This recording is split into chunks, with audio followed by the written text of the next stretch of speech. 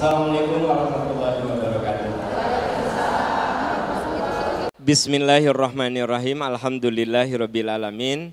La ilaha illallah wahdahu la syarikalah, lahul mulku wa lahul hamdu wa huwa ala kulli syai'in qadir. Asyhadu an la ilaha illallah wa asyhadu anna Muhammadan abduhu wa rasuluh.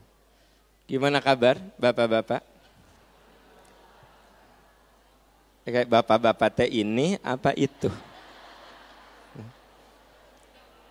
Kalau lihat penampilan mah bapak-bapak mah itu, bukan ini.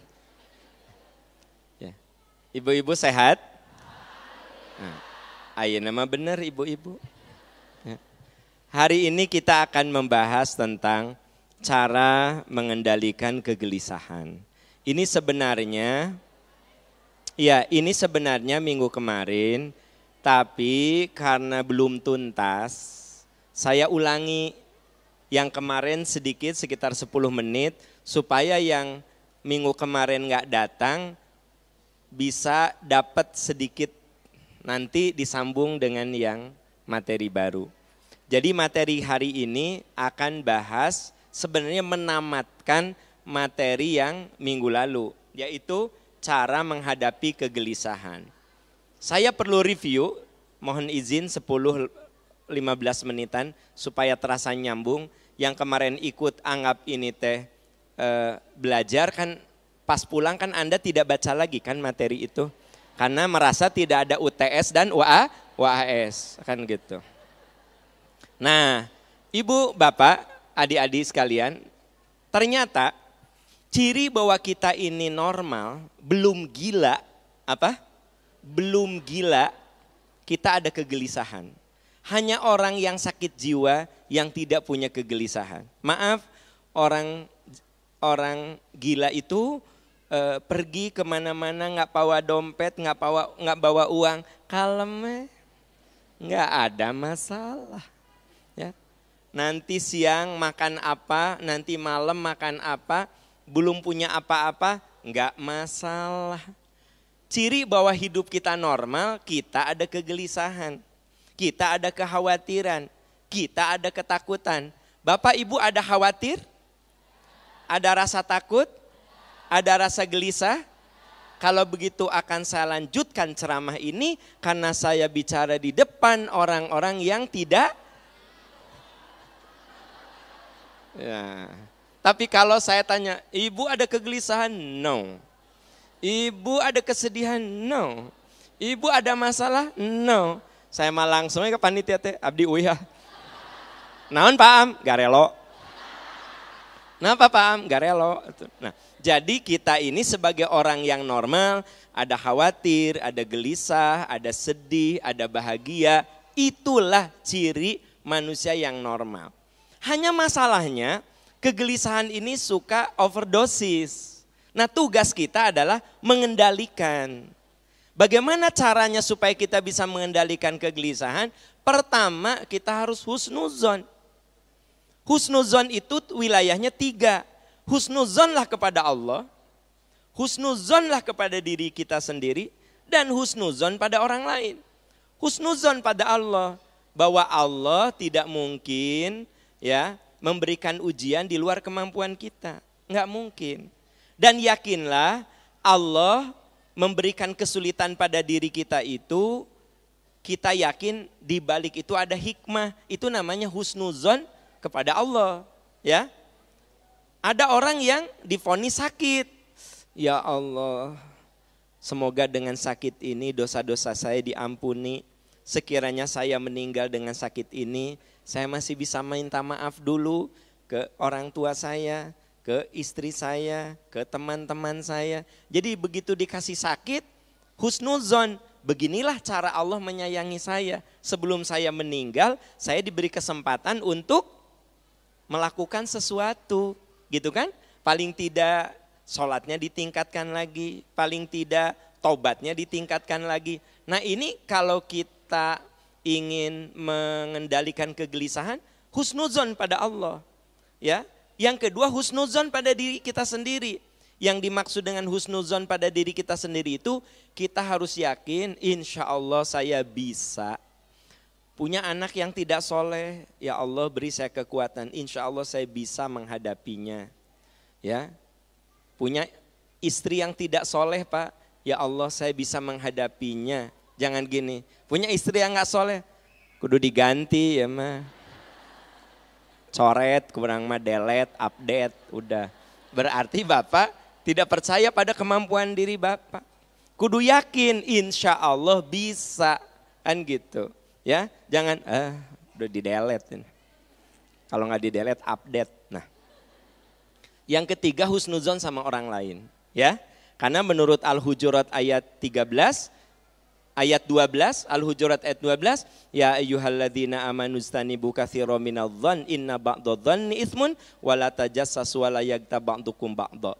Ayat itu mengatakan, hai orang beriman, jangan suudon sama orang, jangan suka nyari-nyari kesalahan orang. Jangan suka ngomongin orang gitu loh. Karena ngomongin orang itu berawal dari suudon.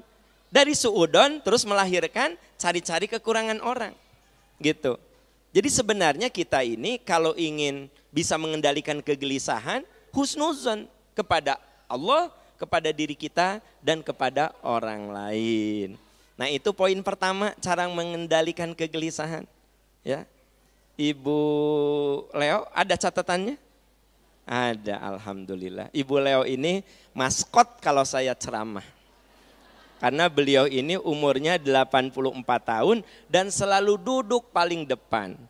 Ibu Leo duduk paling depan bukan karena oleh kita diistimewakan, tapi memang Bu Leo hadir lebih awal. Ibu hadir di sini jam berapa? Jam 8. Masya Allah. Ibu ya Allah, semoga jadi amal soleh. Ya, yang muda-muda masih bobo jam 8. Ibu jam 8. Jadi makanya saya bilang, Ibu Leo saya selalu bicarakan, saya jadikan maskot tiap ceramah saya. Karena beliau 84 tahun. Beliau duduk paling depan bukan diistimewakan. Ini sepuh gini, jam 8 Ibu. Panitia belum ada ya? Oh, sebelumnya ada kajian. Masya Allah. Ibu ikut kajian pagi. Nyambung ikut kajian siang Pak Aam. Ba'da asar ayah kajian deui teu? Oh langsung pulang aja. Oh ya jadi maksimal asar. Oke Bu. Jangan terlalu malam ya. Jangan terlalu malam. Nah ya. Bisa aya nu nyulik Ibu, nauzubillah. Ibu 84 diculik, susah nyarinya. Nah, oke. Itulah hebatnya Bu Leo dan semoga ada Leo-Leo lainnya. Tapi saya tidak bisa memantau karena seringkali yang sepuh itu di tengah, di belakang. Beliau mah di depan. Dan sekali lagi, bukan kita panggil ini yang sepuh di depan, di belakang ke depan. Emang sok itu. Ceramah saya jam 1, jam 8. Kan gitu. Saya lagi cerita apa ya? Husnuzon. Nah, jadi yang pertama kalau kita ingin menghandle kegelisahan kita, menyelesaikan kegelisahan memang mulainya dari mindset, cara berpikir gitu ya. Cara berpikir. Pernah saya sampaikan sama Anda gelisah. Kalau suami Anda pulang jam 10, belum pulang jam 11 pulang, 2 kegelisahan. Bisa kegelisahan positif, ya Allah kenapa ya si ayah belum pulang, takut ada apa-apa. Maka sekarang mah musim begal. Yang kedua, kalau kita ingin bisa mengendalikan kegelisahan, percaya kepada takdir. Gini Bapak gini, Bapak sekarang nikah dengan siapa, istri Bapak siapa, itu yang Allah takdirkan untuk Anda. Ibu, suami Ibu siapa sekarang? Itu yang Allah takdirkan. Ada enggak di sini? Ada enggak di sini yang menikah bukan dengan yang dulu Anda cita-citakan, Anda kagumi? Tekudu curhat biasa. Enggak usah saya kan cuma ya gitu. Enggak usah histeris. Enggak, ini bukan tempatnya untuk curhat. Karena materinya juga bukan materi curhat. Saya cuma nanya. Boleh jadi yang Anda kagumi itu Wawan. Dari mulai semester 1, semester 5. Dan bahkan Wawan tuh sudah melamar Anda. Tapi ternyata Anda nikahnya sama Agus Wahyudin. Nah, jadi Agus Wahyudin itu bukan laki-laki yang ada dalam impian Anda. Yang laki-laki yang ada di impian Anda mah Wawan Saifur Rahman. Siapa Wawan? Saifur Rahman orang dayeuh kolot. Tapi ibu akhirnya nikah dengan Agus Wahyudin. Orang Cianjur, anaknya Haji Somad. Bu, Ibu, jadi Anda boleh jadi menikah bukan dengan yang Anda inginkan. Tapi memang akhirnya Anda happy aja. Ya rada sedih sedikit gak apa-apa ya. Happy aja. Bahkan anak Anda meniti sangka 7. Nah kan gitu. Dengar, itu yang Allah takdirkan untuk Anda. Gitu Pak. Makanya gini, kalau Anda menghadapi kekecewaan. Kok suami aku kayak gini ya Allah. Ini yang Allah takdirkan untuk saya. Gitu. Jangan ya Allah tekiyat ya Allah. Ya Allah. Ganti takdir abdi ya Allah. Ganti takdir saya ya Allah. Percaya sama takdir. Ya, percaya sama takdir. Itu sebabnya orang beriman mah kalau janji juga dilibatkan takdir. Saya janji sama panitia. Ustadz jangan lupa ya jam 1 di Masjid Agung Trans. Jawab saya apa? Insya Allah. Artinya saya melibatkan takdir Allah. Kalau bahasa panjangnya gini, Ibu saya akan berusaha berjuang sebisa saya hadir sesuai dengan yang saya janjikan. Tapi tetap saya kembalikan pada takdir Allah. Saya yakin ada orang yang sudah berniat ke sini, sekarang nggak bisa pergi. Karena satu dan lain hal di luar kemampuan dirinya.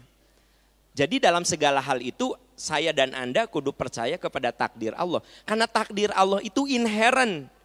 Apa inherent? Melekat pada diri kita. Ya. Saya datang ke dokter, kepala saya kok rada pusing ya. Pas ditensi kata dokter, Pak Am ini agak tinggi loh tensinya. Berapa dok? 150/90. Berarti tensi saya tinggi. Saya ingin tanya, kenapa dokter mengatakan, Pak Aam, tensinya tinggi loh. Kenapa dokter bisa bilang saya lagi ada bisa gejala hipertensi, bisa hipertensi. Kenapa? Saya dianggap hipertensi ketika 150/90. Mengapa dokter mengatakan Anda hipertensi? Mengapa? Ya. Darah tinggi.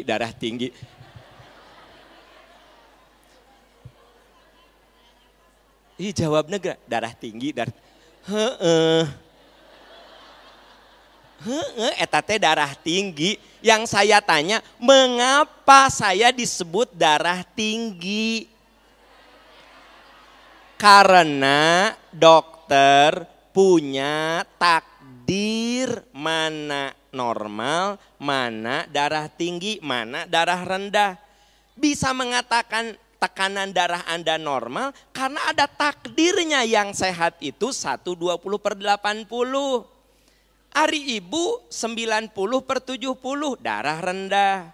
Saya 150/80 darah tinggi. Jadi dokter bisa mengatakan Anda darah rendah, Anda darah tinggi, Anda normal karena dokter percaya, yakin ada takdir tekanan darah. Jadi ada nggak takdir dalam hidup kita? Dalam diri kita ada takdir. Denyut jantung, ada takdirnya. Mata berkedip, ada takdirnya. Ya, tarik nafas, buang nafas, ada takdirnya. Kan nggak mungkin Anda lagi dengar saya. Kan, nah, hari Anda duduk gitu. Gitu kumaha sih? Benar nggak sih? Benar nggak? Berarti semua ada apa? Takdir. Jadi dalam diri kita ada takdir. Apa Bu? Apa? Yang cerai itu takdir bukan? Bisa takdir, bisa pilihan. Kalau orang itu sudah berusaha untuk menghindari perceraian akhirnya terjadi cerai, yaitu takdirnya. Rumah tangga takdirnya cuma 8 tahun. Tapi semua orang kudu berikhtiar mencari takdir yang baik. Kawe etama dibahasnya bab takdir khusus ya. Nah, kalau udah ngomong cerai teh sok rada deg-degan teh. Nah, jadi saya lagi cerita apa? Pokoknya Pak, Bu, kalau ada yang menimpa diri kita sesuatu yang enak, kan kalau menyenangkan mah kita tidak gelisah. Yang bikin gelisah, yang bikin capek, yang bikin lelah, itu ketika yang menimpa diri kita tidak menyenangkan. Nah itu wajib percaya kepada takdir. Ibu punya suami ya, aduh ya Allah suami tehnya leheng mun kasep da butut, leheng mun beunghar da miskin, leheng mun soleh da tidak soleh. Tapi eta ya Allah bikin ibu capek, lelah, capek. Bu, sebenarnya ibu kudu, oh iya, saya ditakdirkan jadi istri orang ini. Mungkin saya harus melakukan sesuatu kebaikan dalam hidup saya untuk saya dan orang ini. Gitu. Bapak punya istri cerewet, oh berarti saya ditakdirkan kudu biasa mendengar radio. Jaba bapak teh enak teh kudu ngagaji. Ngomong ngan ari radio mah aya selingan lagu. Ini mah enggak ada. Nah, kan jadi apa? Oh, ini yang Allah takdirkan untuk saya. Buka surat Al-Hadid ayat 22-23. Surat Al-Hadid ayat 22-23. Bu maaf Bu, Anda yang tidak ikut materi minggu lalu, tadi husnuzon kepada Allah, yang tidak ikut ya, catat ya, kalau memang Anda bawa catatan. Saya lupa tadi tidak menyebutkan. Husnuzon kepada Allah, Al-Baqarah 155-157. Husnuzon kepada diri sendiri, Al-Baqarah 286. Maksud saya biar Anda tahu ayatnya begitu. Ya, saya ulangi. Husnuzon kepada Allah, Al-Baqarah 155-157. Al-Baqarah husnuzon kepada diri sendiri, Al-Baqarah 286. Husnuzon kepada orang lain, Al-Hujurat ayat 12. Al-Hujurat ayat 12, husnuzon pada orang lain. Nah ini poin pertama, husnuzon kepada Allah, Al-Baqarah 155-157, kepada diri sendiri, Al-Baqarah 286, kepada orang lain, Al-Hujurat ayat 12. Ini poin satu, husnuzon pada Allah, pada diri sendiri, pada orang. Yang kedua, menerima takdir. Ya, ini dijelaskan di Al-Hadid ayat 22-23. Surat apa?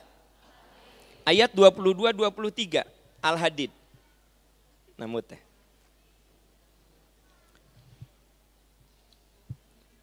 Sudah ditemukan? Ma asoba mim musibatin fil ardi wala fi anfusikum illa fi kitabim min qabli an nabro'aha inna dzalika 'ala Allahi yasir. Likaila ta'sau 'ala ma fatakum wala tafrahu bima atakum wallahu la yuhibbu kulla mukhtalin fakhur. Sudah ditemukan Bu? Nah. Ya. Yang belum coba temukannya karena masih bergelimang di daftar isi.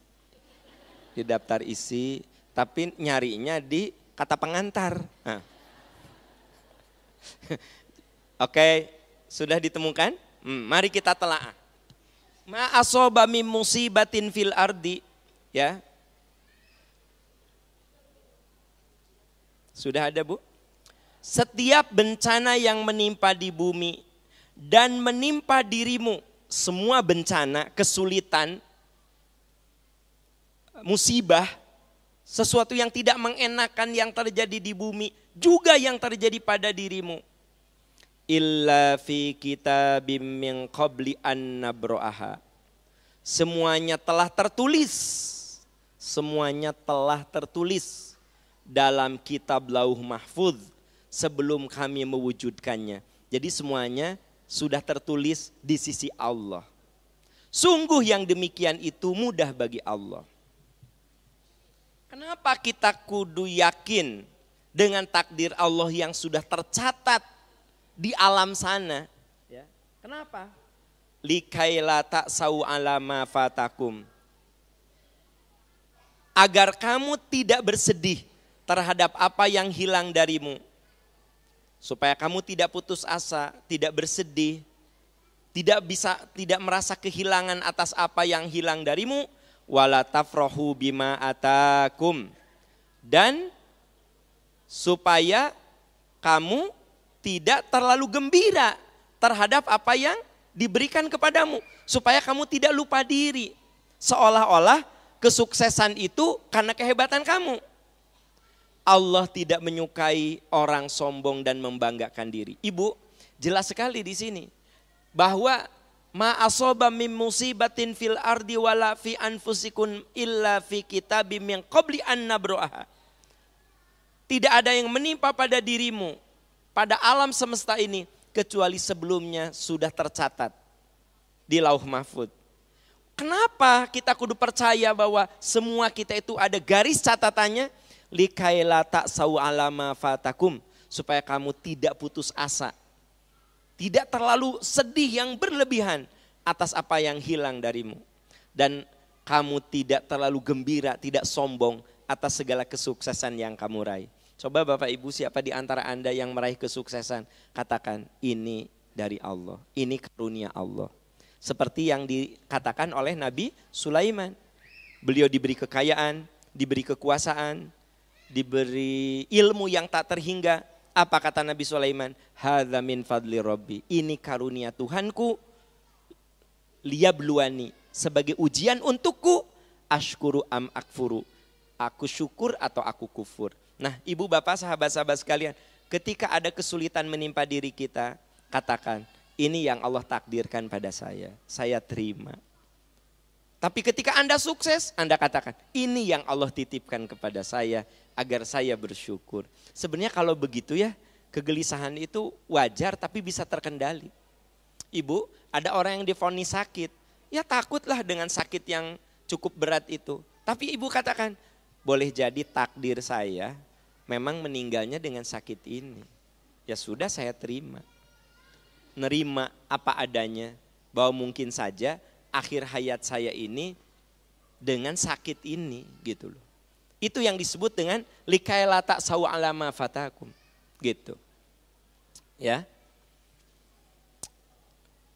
Bapak ya sudah berjuang berikhtiar agar anaknya soleh, tapi anaknya tidak soleh. Bapak katakan, oh ini yang Allah takdirkan untuk saya. Memang saya diuji dengan anak gitu.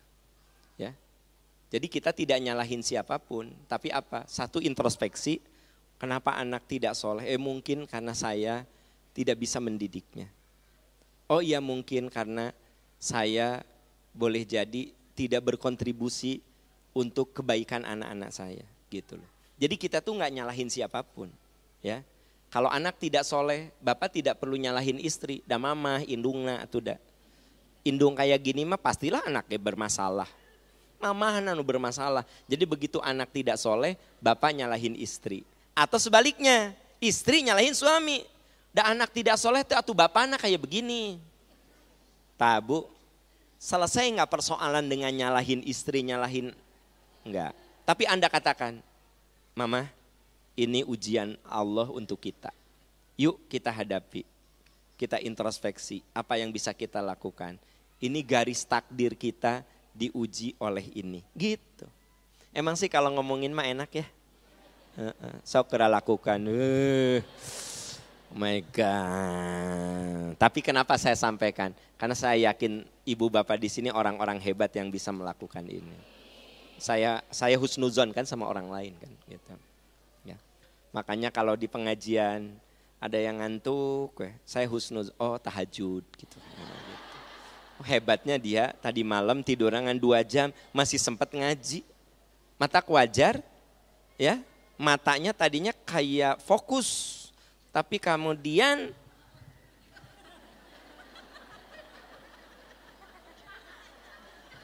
Bu, Anda punya murid seperti itu, Anda marah kalau suudon. Kamu tidak menghargai saya lagi ngejelasin, kamu malah tidur. Marah. Tapi kalau ibu husnuzon, Kak mahasiswa ibu, sini sayang sini, wudu. Salat duha salat duha. Gitu. Ini jam 2 Pak, oh naon ya, salat syukrul wudu atau syukrul wudu. Gitu. Jadi tidak kemudian jadi marah-marah begitu ya. Bapak, kalau Bapak pulang kantor, istri cemberut aja. Bapak husnuzon, oh istri saya teh capek ngurus anak. Bener loh Pak, lihat Pak sini, mau saya nasihatin. Saya sibuk Pak, Bapak sibuk Pak, dari pagi sampai sore sampai malam. Tapi kita bertemu dengan banyak orang. Sok, Bapak sibuk di luar Pak. Ketemu itu, ketemu ini. Istri Bapak Pak sibuk ngurus anak. Wilayahnya hanya ruang tamu, kamar, ruang tengah, dapur, ruang tengah, ruang paling saeutik keluar halaman, saeutik asup deui, puputeran. Sebesar rumah, paling misalnya rumahnya tipe 36, ya ayah halamannya 4 meter, puputeran. Paling ngobrol jeung tukang sayur, eta ge nawar Pak. Bapak pulang, dia cemberut, dia seperti marah. Bapak, coba berempati. Oh iya, istriku selama 12 jam hanya dengan anak, dengan ruang segede gitu. Aku 12 jam ketemu Tita, Nina, Wiwi, Sinta, Rita, Eka, Niken, Siska. Variatif. Ya, gitu. Pak, jadi kita kudu percaya kepada takdir bahwa oh iya, istri saya begitu, boleh jadi takdir untuk saya. Terus kitanya berpikir empati, oh iya dia itu lebih capek daripada saya. Gitu. Mata istri itu sebenarnya lebih capek daripada laki-laki. Kalau saya sih. Saya mah sekiranya disuruh milih baheula keur bayi ku Allah mending jadi lalaki orang. Mending jadi laki-laki. Alhamdulillah kan Allah menakdirkan saya jadi laki. Kalau saya jadi perempuan, tuh kebayang saya. Nggak kebayang aja. Ngurus anak. Bangun tidur, ya Pak ke pasar. Gitu gitu. Terus tong dibahas sok asarudet. Aku ngomong kena ge capek, aku mau ngajalani. Nya aku ngomong kena ge, oh my God, capek pisan. Terima kasih ya Allah, Engkau telah menjadikan aku laki-laki. Bu, itu yang kedua. Apa? Percaya kepada takdir. Terima saja apa yang Allah gariskan pada diri kita. Ya. Yang ketiga, kalau kita ingin mengurangi kegelisahan, sering mendengar kebaikan. Apa Bu? Jadi telinga kita kudu dibuka untuk mendengarkan omongan-omongan baik. Berarti kita kudu mencari mana mutiara-mutiara hikmah yang bisa kita dengar. Ibu, kalau ibu punya masalah berat, ngomong ke orang yang omongannya itu bagus, pasti ibu lebih tenang. Aku punya anak eta nomor 2, aku teh capek, ya Allah. Itu anak kuliah disuruh sholat, susah. Saya kadang-kadang suka bingung itu gimana nya. Anda ngomong kepada orang yang nanti omongannya teh bagus, pasti Anda tenang. Teteh, semua itu ada masanya. Apalagi kan anak mah ujiannya tetehnya boro-boro kita ini. Nabi Nuh juga kan puterannya teh gak soleh.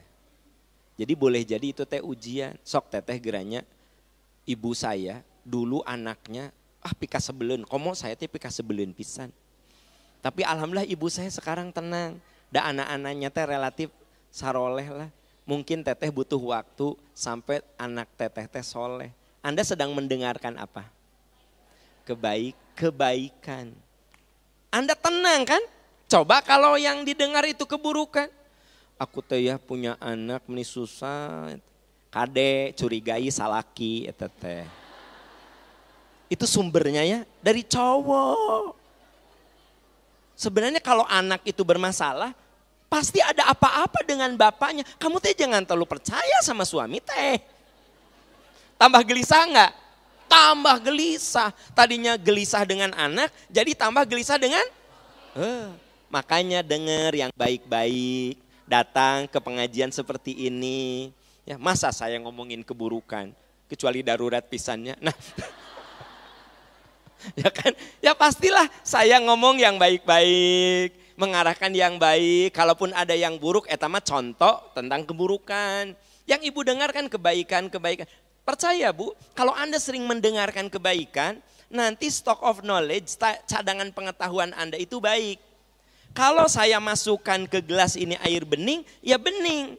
Kalau saya masukkan ke gelas ini air yang keruh, ya keruh. Kalau Anda sering mendengar nasihat yang baik, ya bening pikiran dan hati Anda. Tapi kalau Anda sering dengar omongan-omongan yang keruh, ya keruh pikiran dan hati Anda. Jadi kalau kita ingin meraih ketenangan, ingin bisa mengendalikan kegelisahan, coba sering mendengar kebaikan, mengikuti kebaikan. Udah yang Anda dengar tuh kebaikan. Kalau Anda ketemu orang yang suka ngomongin keburukan orang, udah Anda tinggalkan orang itu. Merusak pikiran Anda sebenarnya. Merusak. Ya. Jadi gimana? Selamatkan diri Anda dengan mencari orang-orang yang memberikan motivasi terhadap kita. Bukan malah merusak. Teteh mau kemana? Mau ke pengajian? Tuh kudu udah rutin kan? Rutin di TSM. Sering Ustaz Aam komo maneh nama urang mah geus bosen dah geus. Nu kitu tinggalkeun. Kenapa? Anda yang tadinya mau ngaji jadinya berang ngabaso di ditu. Ya. Cari orang yang Anda teh berniat mau ngabaso ka ditu. Ka mana? Ngabaso. Ngaos heula. Ustaz Aam. Urang mah hoream sare we teh nanah yeuh sare. Bu, pegang orang kayak begitu, itu membuat Anda jadi lebih bagus. Ya, Teteh mau kemana? Itu mau senam, itu kan instrukturnya perempuan, itu juga membernya perempuan semua, itu sanggar senam Hajah Laila, tah. Ayo, ya, sanggar senam Hajah Laila. Eta mah salsa, zumba, ya, aerobik, low impact, high impact. Pokoknya mah unggal tiap hari saya mah ke situ. Tah, kalau teman yang harus Anda tinggalkan, cek aku mah teu kudunya badan kamu asa angeroes ya. Kamu senam tiap hari, asa enggak ada tapak. Kamu teh senam tiap hari, asa gitu-gitu aja. Mendingan kayak aku ya. Nih, aku mah enggak senam, aku nikmati hidup. Bu, orang kayak gitunya tong dijadikan sobat. Ngaruksak, ya. Ngaruksak. Ya kan? Ya. Nges juga urang. Hidup itu kita nikmati. Apa capek-capek senam. Kamu senam sajam ya, 500 kalori, makan 2 batagor, nges habis ya kamu teh. Percuma, enggak usah. Omongan baik, omongan buruk? Bu, saya ingin mencontohkan Pak, jadilah orang yang suka mendengar kebaikan. Oh si ini omongan kebaikan dengerin. Oh si ini kok tiap ngomong tehnya ngomongin batur, ngomongin itu pelan-pelan mundur teratur. Ya gitu loh. Buka Az-Zumar 18, bisi disangka yang ngarang. Az-Zumar. Surat Az-Zumar itu surat ke-39. Ayat 18. Ya. Surat 39 ayat 18. Surat Az-Zumar ayat ayat 18. Coba buka sambil saudara-saudara kita mengumpulkan wakaf sambil kita melihat. Ya. Coba Bu, Az-Zumar ayat 18. Surat ke-39 Bu. Surat ke-39 ayat 18.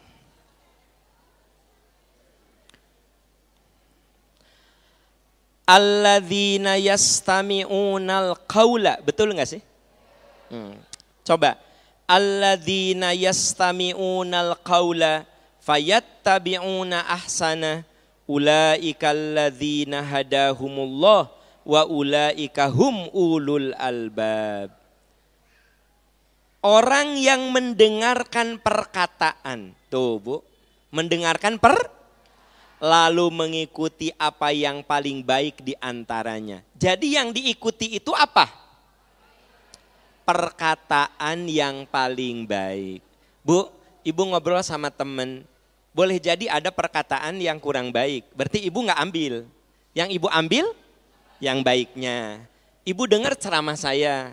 Mungkin ada tanpa saya sengaja atau niat saya maksudnya memberikan contoh, tapi itu menurut Ibu ini perkataan nggak bagus. Ibu jangan ambil. Sekalipun dari seorang penceramah, nggak usah ambil. Karena penceramah juga manusia. Yang namanya manusia boleh saja ada kekeliruan. Ibu bilang, si Pak Am kok ngomongnya gitu, aku nggak ambil. Gitu loh. Ya, tapi gini, ada omongan saya yang menurut Anda, oh ini benar. Ya Anda ambil. Itu yang dikatakan di dalam Al-Quran, surat apa? Masih ada yang cari di daftar isi Az-Zumar surat 39 ayat 18. Kan saya tadi diajarin sama guru saya. Aam, kalau kamu jadi guru, mata kamu harus setajam elang. Telinga kamu harus benar-benar fokus untuk mendengarkan apa yang diomongkan oleh murid-murid kita. Walaupun ini ribuan, tapi saya bisa menangkap ada 2 orang yang masih ngutak-ngatik Quran. Ketika saya bacakan, dia masih mana sih. Nah, itu kan kelihatan oleh saya. Pokoknya ayah di wilayah iya we. Tapi moal disebutkan, sabab saya kudu ngahargaan kehormatan orang lain. Kan gitu. Tah, ayeuna mah tos ketemu. Udah ketemu. Tah. Kelihatan gitu kan. Kelihatan. Kalau tadi gini, apa sih? Gitu kelihatan. Ari ayeuna jadi dari wajah aja udah kelihatan. Sudah ketemu kan Bu, Teteh ya, udah ya. Nah, di sebelah sini nih, Teteh. Jigana di dia ge aya tapi enggak begitu kelihatan. Alladzina yastami'unal qaula fayattabi'una ahsana ulaika alladzina hadahumullah wa ulaika hum ulul albab. Ya. Orang-orang yang mau mendengarkan perkataan. Dimulai dari mendengarkan perkataan. Fayattabi'una ahsana, lalu mengikuti perkataan yang paling bagus. Kenapa ada istilah mengikuti perkataan yang paling bagus? Jujur Pak, Bu. Walaupun kita berniat mengatakan kebaikan, boleh jadi terselip kalimat yang tidak bagus. Ya nggak sih? Saya tausiah di sini 1 jam, saya niatnya baik. Dan saya berusaha mencari kata-kata yang terbaik. Tapi mungkin saya sebagai manusia, karena kebodohan saya, karena kehilafan saya, karena emosi saya keluar kalimat yang tidak layak. Maka Anda tidak perlu ambil omongan saya. Itu yang dikatakan di dalam Al-Quran. Kalau kita ingin bisa mengendalikan kegelisahan kita, dengarkanlah kalimat-kalimat yang akan menyejukkan kita. Bukan kalimat yang menggelisahkan kita. Ibu, Bapak, Anda paling senang mungkin kalau lagi susah, orang tuh memberikan empati ya, memberikan motivasi gitu. Ya, Teteh sakit apa? Tifus. Insya Allah Teteh damang. Udah berapa hari Teh? Udah 3 hari, insya Allah sehat. Ya, sama saya didoakan Teteh sehat. Itu omongan kebaikan bukan? Dengerin. Datang tamu yang satu lagi, oh tifus sudah berapa hari teteh? Udah 3 hari, oh tetangga saya mah meninggalnya hari kelima. Tifus juga kayak teteh tifus. Hari kelima, meninggal loh hari kelima. Jangan kau dengarkan kata-kata itu. Sebab malah jadi stres. Ya Allah, aku hari ketiga, tetangga dia hari kelima. Apalagi si teman Anda bilang gini, kalau tetangga saya yang meninggal itu gak separah teteh, teteh mah parah pisan. Tak parah pisan. Ya, Bu. Saya baru nyadar, baru mengerti semengerti-mengertinya. Kenapa ketika saya baca dalam Sirah Ibnu Hisham, kan katanya Nabi itu tidak pernah tampak sedih gitu. Jadi Nabi mah Bu, dihina, dinistakan, disebut orang gila. Wajahnya teh sumringah. Kan beda jeung ibunya. Caketruk. Rasul mah Pak, kabayang tuh disebut orang gila. Segala lah. Nabi itu dilempari batu. Bahkan Nabi itu tiap bangun pagi di depan rumahnya ada kue. Kotoran manusia Pak. Kotoran orang, tinja, orang teh di depan rumah Nabi. Ya. Kenapa? Saking orang jahil itu bencinya sama Nabi. Tapi Nabi itu nggak pernah kelihatan emosi yang gimana. Biasa. Maksudnya ya udah ada tinja di depan rumah, buang. Ya. Orang meludahi, dilap. Ya. Itu yang namanya Ummu Jamil. Siapa Ummu Jamil? Capa. Ummu Jamil itu siapa? Anda mah hafalnya Cindy Crawford, Elisa Silverstone, Susan Sarandon, Jodie Foster, Kate Winslet, Angelina Jolie. Anda mah. Siapa Ummu Jamil? Istrinya Abu Lahab. Istrinya Abu Lahab tuh Bu, Abu Lahab ke Nabi Muhammad teh keponakan. Jadi Nabi itu manggil ke Abu Lahab teh paman, emang. Itu teh masih saudaraan dengan almarhum ayahnya Nabi Muhammad. Ya. Nah, Ummu Jamil kalau ketemu Nabi, diludahi. Nabi lap, enggak hak lah lagi sih. Enggak. Tidak. Jadi Nabi itu orang yang benar-benar wajahnya itu stabil. Mau menderita, mau apa. Sampai sahabat tidak tahu ini Nabi itu lagi sedih. Sepertinya tidak pernah sedih, tidak pernah menderita. Selalu wajahnya itu ceria. Bikin orang semangat. Katanya Anda begitu ketemu Rasul, udah langsung iman tuh naik. Ya, baru ketemu. Ya, jangan sampai ibu gini ya, suami teh begitu pulang teh lihat ibu tuh kudu langsung sumringah.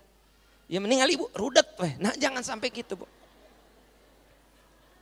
Nah, ternyata ketika istrinya wafat, kata sahabat, ya Rasulullah, saya mah belum pernah melihat wajah engkau sesedih ini.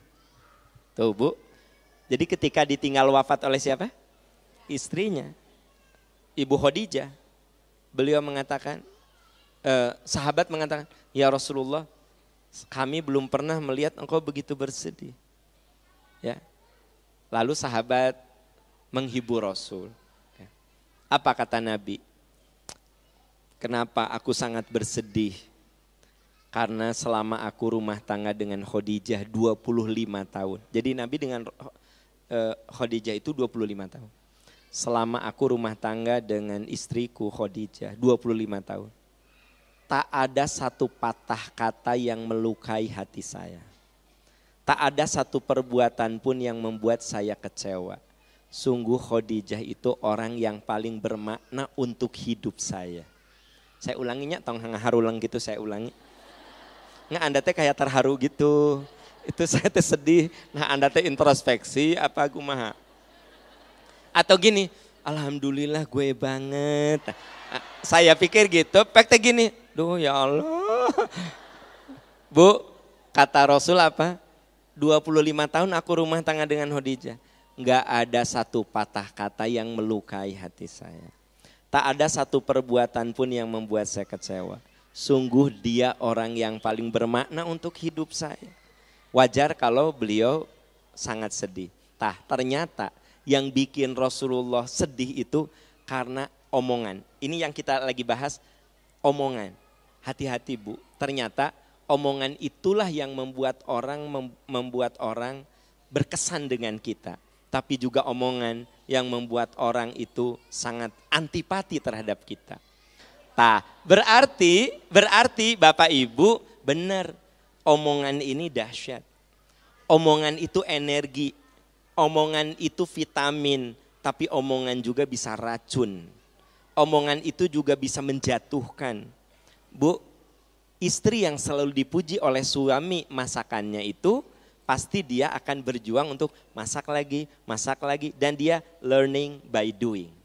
Kan masak mah learning by doing. Mah, ini sayur lodehnya ini enak, yang benar atau aja, enak, nah, bikin lagi sayur asem. Kan gitu. Mah, ini enak ya, yang benar, masa ayah kudu sumpah bikin lagi sayur, bikin lagi itu. Jadi akhirnya apa? Ibu learning by doing. Oh ternyata semua masakan yang aku bikin, suamiku senang. Apa yang terjadi? Ibu jadi semangat memasak. Itu, ini, itu. Dan lama-lama ibu memang jadi ahli masak. Kan Bu, masak mah learning by doing. Iya Bu, sok. Ya, harus kalau Anda belajar masak, mirip belajar renang. Tidak bisa belajar renang cuma di depan papan tulis. Saudara-saudara, jadi gaya bebas adalah kucak. Ini gaya bebas saudara-saudara. Tahukah gaya katak? Gaya katak adalah, coba lihat saudara-saudara. Anda teh kudu kecebur air. Baru Anda bakal belajar gaya katak, gaya bebas, dan gaya-gaya lain. Masak juga begitu, learning by doing. Kudu terjun. Saya yakin Anda yang suka dihargai oleh suaminya. Aku lagi cerita, omongan itu bisa racun, omongan itu bisa vitamin. Omongan itu bisa membangun, omongan itu bisa menghancurkan. Selalu suaminya mengatakan, mama nasi gorengnya enak, mama ininya enak. Si istri insya Allah dia akan jago masak. Lain lagi kalau suami ngomongnya gini, mah tadi ini teh apa mah? Lodeh kolak atuh. Ya mah kolak atuh. Oke Bu. Ibu, aku yakin Anda gak akan semangat lagi bikin sayur. Ibu akhirnya bikin kolak. Begitu bikin kolak, mama, ya teh sayur lodeh, kolak ayah. Hah? Dibalik atuh. Saya yakin Anda akan menjadi orang yang malas masak. Karena masak apapun selalu dikomen negatif oleh suami Anda. Jadi percaya ke saya, omongan itu bisa jadi vitamin, bisa jadi pupuk, tapi juga bisa menghancurkan, bisa jadi bencana. Ini dahsyatnya kekuatan kata-kata, kekuatan omongan. Anda bisa tenang dengan omongan-omongan yang bagus, tapi Anda bisa jadi tambah gelisah dengan omongan-omongan yang buruk. Begitu. Ada seorang istri curhat kepada temannya, eta suami aku ya dikit-dikit tugas ke Cirebon, dikit-dikit tugas ke Jakarta, dikit-dikit tugas ke Solo. Eta tiap minggu teh aya we tugas. Nah kalau Anda ngomong dengan orang yang menenangkan, ya atuh udah kerjaan suami kamu gitu, ya terima saja. Alhamdulillah kamu teh punya suami yang mau kerja keras. Kan ada suami yang ditugaskan ke sini nggak mau, ditugaskan ke sini nggak mau, jadi nggak kepake sama perusahaan. Suami kamu mah daekan, hebat suami kamu mah, capek-capek juga dijalani. Ibu tenang teh. Jadi menghargai suami nggak? Pas pulang teh, ayah ya Allah ayah capek ya. Ibu dengar dari omongan teman ibu, itu suami kamu teh hebat tahu nggak? Dia tuh mau capek ke sana sini. Tak semua suami lo mau tugas sampai luar kota gitu. Ibu teh jadi sejuk, tenang. Ini yang saya lagi ceritakan. Jangan sepelekan omongan. Juga yang sering saya katakan pada ibu bapak, kepada istri, kepada suami, ya kan gitu. Kepada anak, pada anak kandung, kepada anak buah, sama begitu. Jadi ternyata omongan kita itu bisa jadi charger yang menambah baterai dan energi, tapi omongan kita juga bisa jadi racun yang membunuh semangat orang lain. Gitu.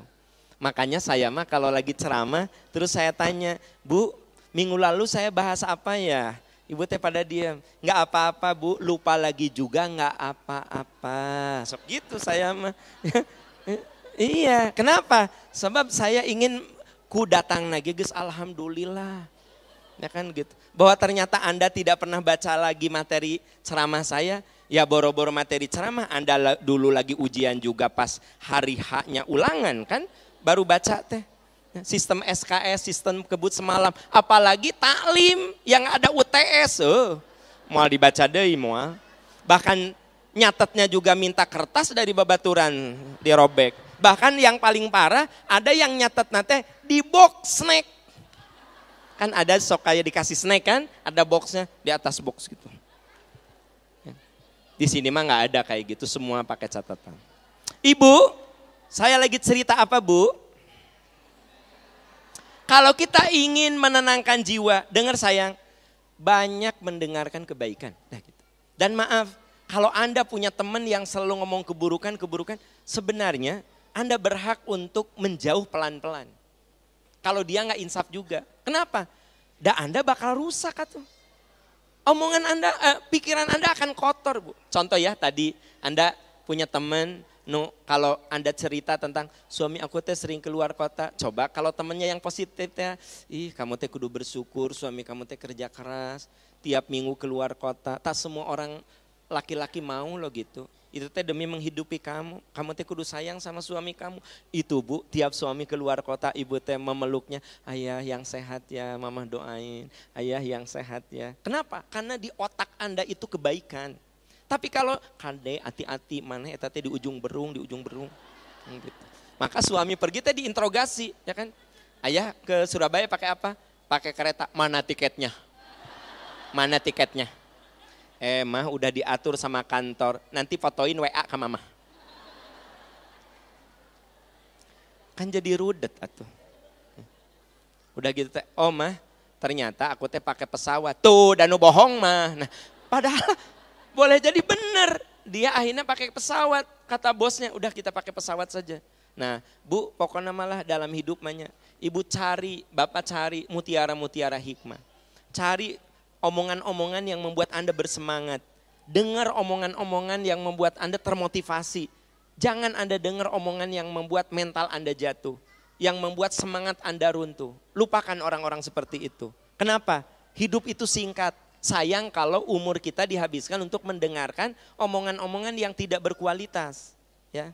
Surat apa tadi? Ayat berapa?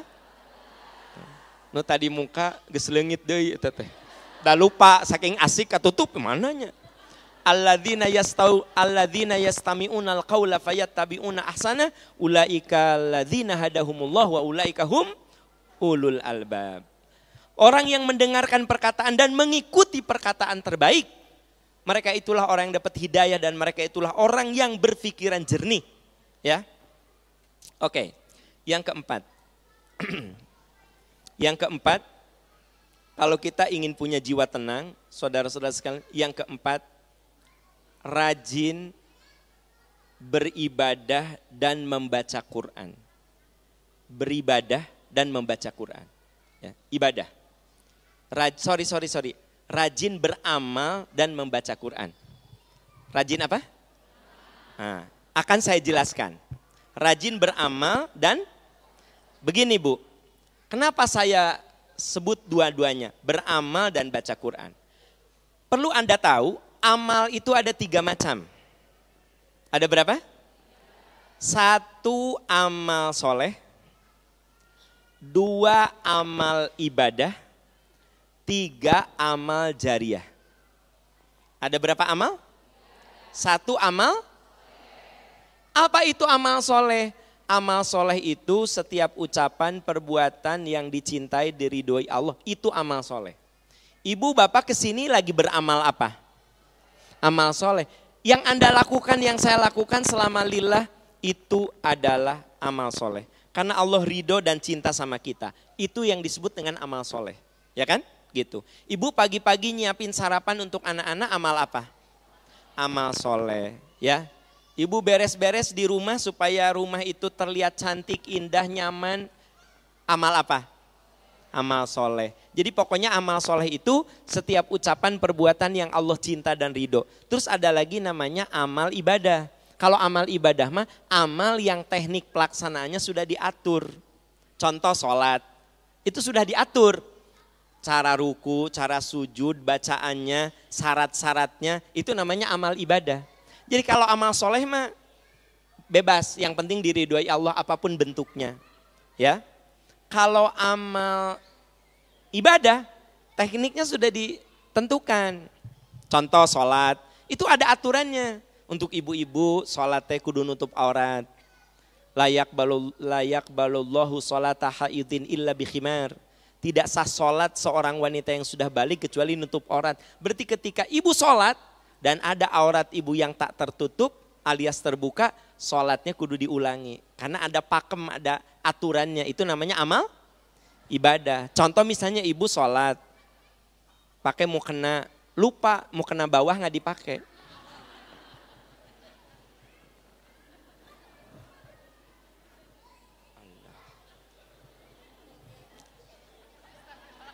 Ibu belum nyadar tah, kalau mau kena ibu teh sampai betis, belum nyadar. Begitu rakaat kaopat tahiyat. Lutut. Karena ibu nggak pakai mau kena bagian bawah. Ibu nggak karena dan itu nyadar begitu. Innaka hamidum majid.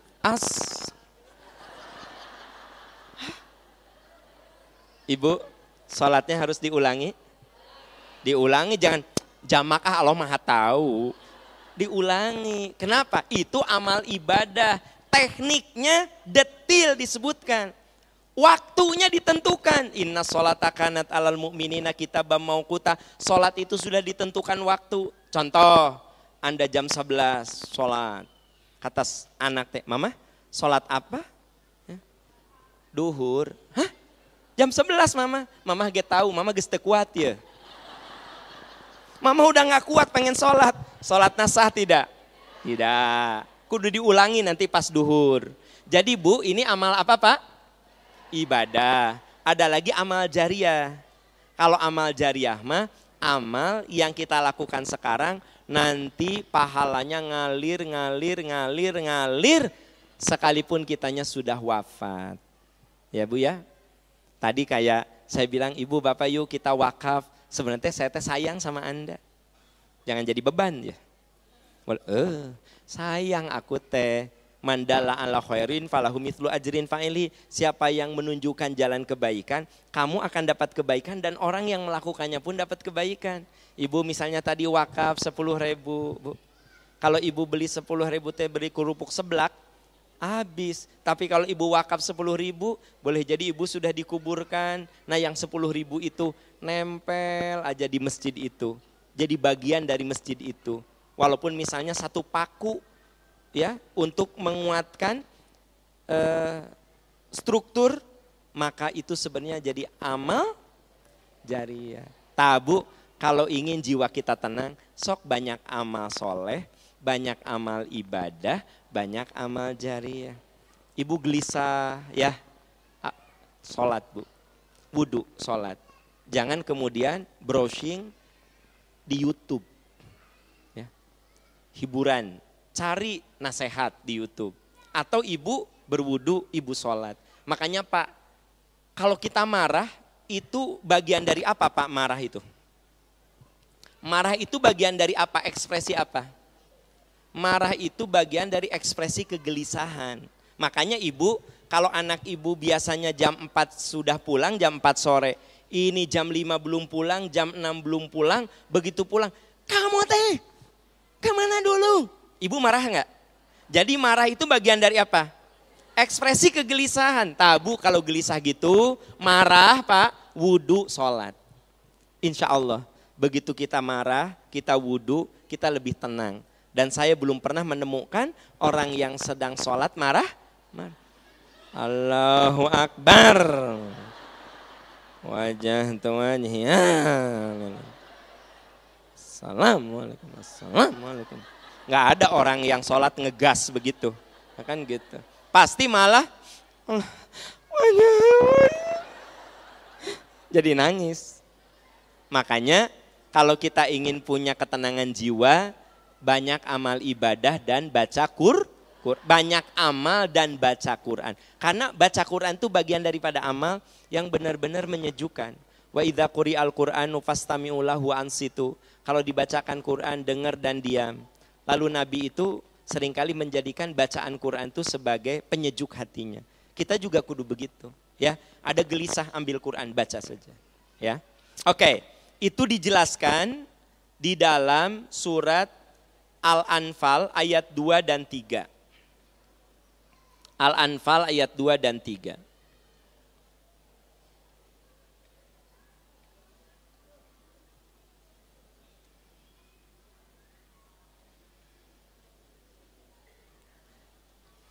Al-Anfal ayat 2 dan 3. Innamal mu'minuna alladzina idza dzukirallahu wajilat qulubuhum wa idza tuliyat 'alaihim ayatuhu zadatuhum imanan wa 'ala rabbihim yatawakkalun alladzina yuqimunas sholata wa mimma razaqnahum yunfiqun. Betul? Terus? Udah di situ, Bu? Terus apa lagi?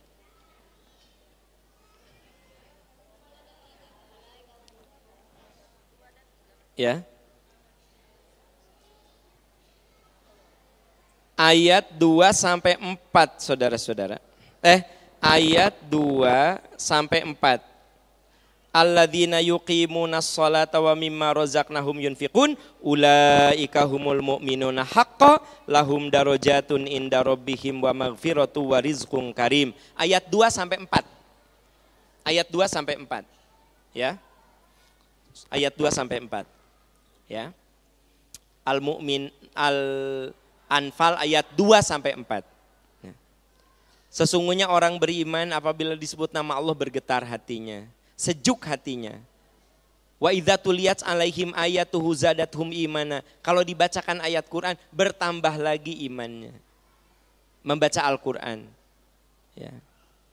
Lalu setelah itu dia pun alladzina yuqimus shalat, yuqimunas shalat, lakukan sholat. Itu yang saya bilang tadi, ada amal soleh, ada amal ibadah, ada amal jariah. Nah itu semua, Bu, Pak, bisa membuat insya Allah jiwa kita lebih bisa terkendali, kegelisahan kita.